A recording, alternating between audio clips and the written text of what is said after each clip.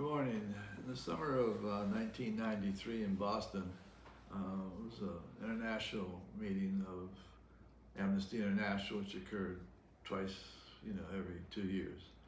And it was memorable for me because I had decided I was leaving Amnesty, and there were controversies around, but I basically felt I wanted to spend time with my lady. I've been traveling for 12 years like a demon. Gave lectures all over the country, I think 300 or 400 in different universities. Had done the world tour of the United States, had done Chile, and Free to Laugh, which is a comedy music thing for Amnesty that honored women, March 8th. And there were pretty big shows to do and to produce. But the international governing body decided that I should address the conference, which is rare and unusual because usually we have human rights people do that and talk about, what happens in prison and so on. But I was asked and I was honored to be able to do that. So I wanted to deliver a great speech. I have some capacity for that. And I started looking up the speeches of Chief Joseph of the Nespa Indians from Oregon, who went from Oregon down through about 5 states, being chased by the U.S. military, with 300 women, children, and men fighting the U.S. military, trying to escape up to join Crazy Horse and Sitting Bull in Canada. Basically was his move. He didn't make it there. They eventually captured him near the border. But his speeches were phenomenal. I mean, I don't know where he got that kind of wisdom, but it was unusual in its depth and vision. I mean, it really was a great orator, like Demosthenes in history or something like that, Cicero, So I studied that as best I could and built the wisdom of the American Indian into my talk at the ICM. And so I welcomed them to Boston and said, I hope you know you're on Indian land. This is truly Indian land from here to, San Francisco. And welcome to this ICM.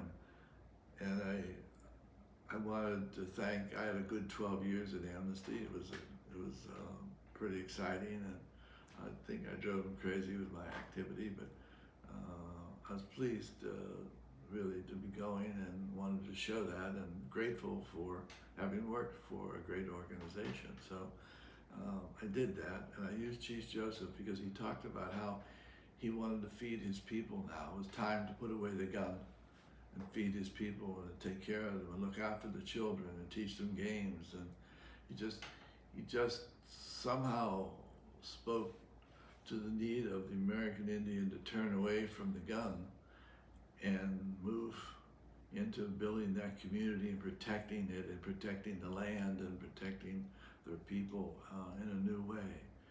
And that's what I did to say goodbye to Amnesty International. And it was, I must say, it was a pretty well received talk. They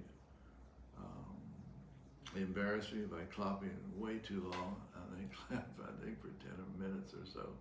Yeah, but I think I hope what I did was show that how the United States, by policy, had talked about how hard we were on the American Indian people. For instance, we literally, by policy, after the Civil War, destroyed the buffalo across the whole of the country.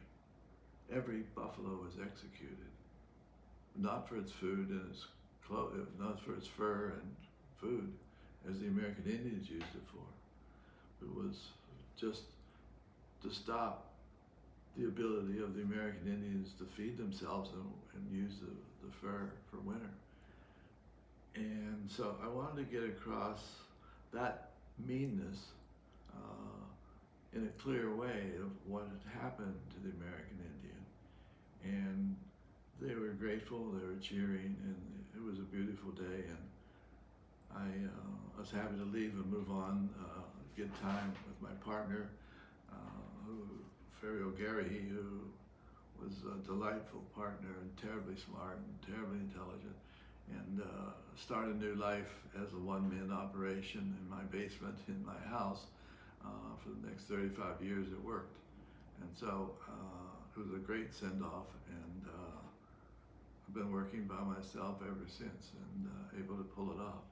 So I think there's a moral to the story that you should close a chapter in your life with humor and joy. And I think on the other hand, look forward to your future, even if it's one when you have to energize yourself and each day and get to work, on your own motivation and raise your own money. But one person can do a lot, and I was out to prove that, and I'll talk about it in other videos. Thank you for listening. I think that was better. That was good.